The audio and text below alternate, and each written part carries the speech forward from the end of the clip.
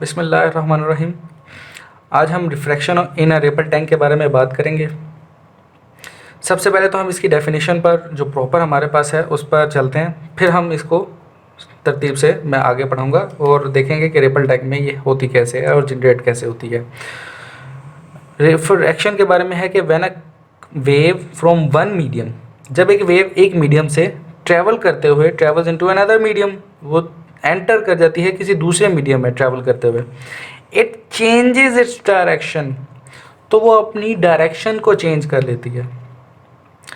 इसको रिफ्रैक्शन बोलते हैं। मिसाल के तौर पर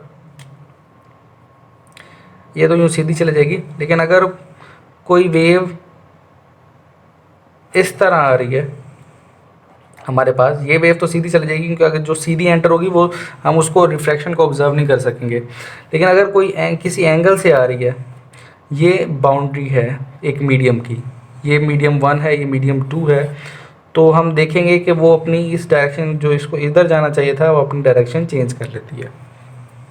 अब रिपल टैंक में हमने इस रिफ्रैक्शन के को ऑब्ज़र्व करना है, तो उसका तरीक़ेकार हमारे पास ये है कि हमने रिपल टैंक में जब हमने ऑब्ज़र्व किया कि जब हम किसी एक ऐसी बाउंड्रीज बनाते हैं जिसमें डीप वाटर होता है और एक शैलो वाटर होता है, यानी कि कुछ पानी ज़रा कम गहरा होता है और कुछ गहरा पानी होता है।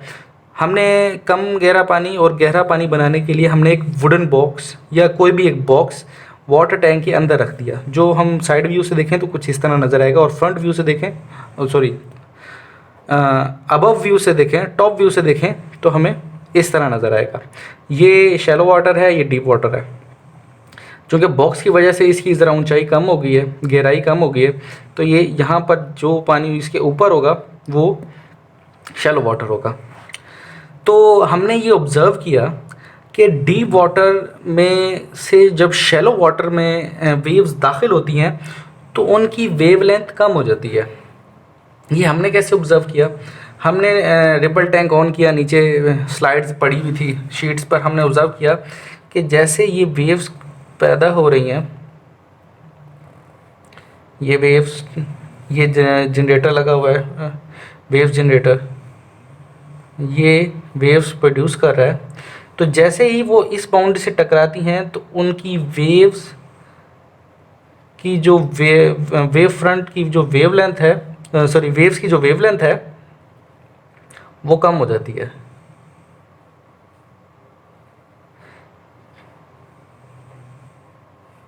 वेवलेंथ हम पिछले लेक्चर में बता चुका हूँ कि वेवलेंथ हम वेव फ्रंट से भी मेजर कर सकते हैं कि दो वेव फ्रंट्स के दरमियान का जो डिस्टेंस है इसको लैम्डा बोलते हैं, ये वेवलेंथ है। चूँकि हम जानते हैं कि v is equal to F lambda, तो लैम्डा को चेंज करने से वेलोसिटी ऑफ वेव पर फ़र्क पड़ता है। ये वेव इक्वेशन है जो हमें ये बता रही है कि लैम्डा को चेंज करने से वेलोसिटी पर फ़र्क पड़ता है। चूँकि फ्रीक्वेंसी तो चेंज नहीं होती वेव की, क्योंकि वो फ्रीक्वेंसी वही है जो वाइब्रेटर की फ्रीक्वेंसी है। जिस फ्रीक्वेंसी से वाइब्रेटर वाइब्रेट कर रहा है वही फ्रीक्वेंसी वेव की है थ्रू आउट द टैंक, पूरे टैंक में। लेकिन क्योंकि डीप वाटर से शैलो वाटर में जब वो वेव्स दाखिल होती हैं तो उनकी लैम्डा चेंज हो जाती है, कम हो जाती है। ये ज़्यादा फासले पर है तो ये कम फासले पर हमें वेव फ्रंट्स नज़र आना शुरू हो जाती हैं। तो इससे हम ये देखते हैं, हम जब इसे फार्मूले में पुट करते हैं तो हमें पता चलता है कि इसकी वेलोसिटी में चेंज आया है। अब इसकी वेलोसिटी में चेंज को डीपली ऑब्जर्व करने के लिए और रिफ्रैक्शन को ऑब्जर्व करने के लिए हमने डीप और शैलो वाटर कुछ एक ख़ास प्रिसाइज एंगल में हमने सेट किया है। मिसाल के तौर पर मैंने ये बॉक्स को ज़रा टेढ़ा रखा ताकि हमारे पास कोई एक एंगल आ जाए। अगर ये एंगल नहीं होगा तो हम रिफ्रैक्शन को ऑब्ज़र्व नहीं कर सकेंगे। तो इसे ख़ास सर्टेन एंगल पर मैंने रखा। ये मेरे पास शैलो वाटर है और ये डीप वाटर है, और यहाँ पर एक वाइब्रेटर लगा हुआ है जो वाइब्रेशन को प्रोड्यूस कर रहा है। तो अब होता ये है कि जैसे वाइब्रेशन प्रोड्यूस होती है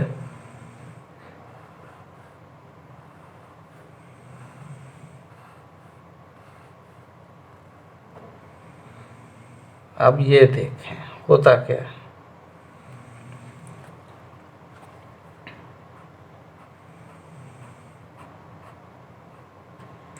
अब ये एक वेव है जो कुछ देर बाद यहाँ पहुँची, कुछ देर बाद यहाँ पहुँची, कुछ देर बाद यहाँ पहुँची, फिर यहाँ, फिर यहाँ, फिर यहाँ, फिर यहाँ। ये टाइम लैप्स, ये टाइम के साथ यही एक ही वेव है, ये बेसिकली एक ही वेव है जो कुछ देर बाद यहाँ पहुँच गई, कुछ देर बाद यहाँ पहुँच गई। तो मेरे पास एक इस पॉइंट की, अगर मैं फ़र्ज़ करूँ एक पॉइंट ले लूँ ये, तो ये पॉइंट कुछ इस तरह मुझे उसकी ट्रैवलिंग नज़र आ रही है। ज़रा टाइम ज़रा गड़बड़ होगी, ज़रा मैं ऊपर ले गया, लेकिन आप समझ जाइएगा। तो जैसे ही ये दाखिल होगा किसी एक ख़ास सर्टेन एंगल पर, तो उसको इस तरह जाना चाहिए था, लेकिन वो इस तरह हो जाता है, अपनी डायरेक्शन चेंज कर लेता है। ये हम हर एक उस पर देख सकते हैं। इस पॉइंट पे ले लें, मैं ज़रा मार्कर और चेंज कर लेता हूँ ताकि आपको नज़र आए। अगर ये ले लेता हूँ तो पॉइंट, तो ये ऐसे चलता हुआ जाएगा और इसकी डायरेक्शन कुछ इस तरह चेंज हो जाएगी। ये तो इस तरह डायरेक्शन चेंज हो जाएगी, ये इस तरह डायरेक्शन चेंज हो जाएगी। लेकिन ओवरऑल मैं सेट देखूं तो ये जो वेव जैसे एंटर हुई है, ये इस तरह थोड़ा सा इस तरफ झुक जाएगी, ये वेव कुछ इस तरह झुक जाएगी। ये होता क्यों है?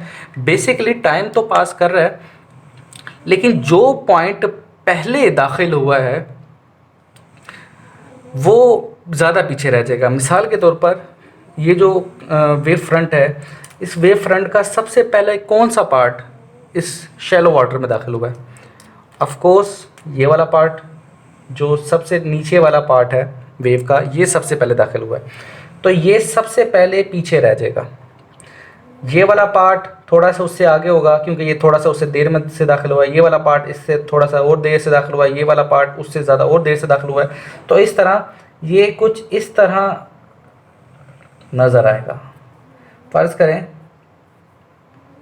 कि ये मेरे पास बाउंड्री है,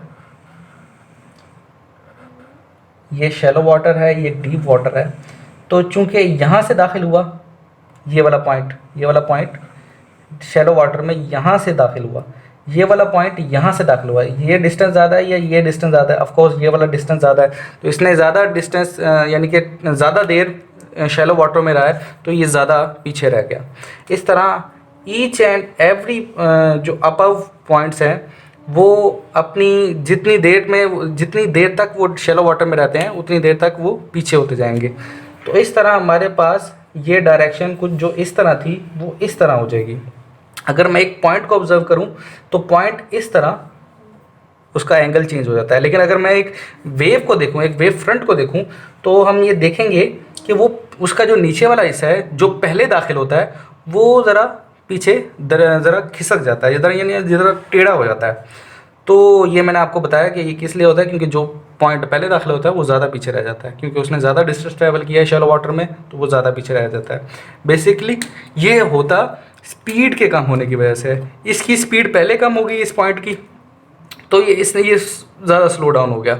ये पॉइंट ज़रा देर से दाखिल हुआ तो ये इसकी स्पीड देर से कम हुई, तो इसलिए ये थोड़ा सा आगे निकल गया। तो इस तरह ये वाला पॉइंट थोड़ा सा और आगे निकल गया था, ये वाला इस तरह एक तिरछी एक हमें एक वेव फ्रंट हासिल हो जाती है। इस तरह हम रिफ्रैक्शन को ऑब्जर्व करते हैं, यानी कि जो वेव्स पानी में इस तरह ट्रैवल कर रही थी, सीधी ये की वेव है, जैसे ही बाउंड्री से टकराती हैं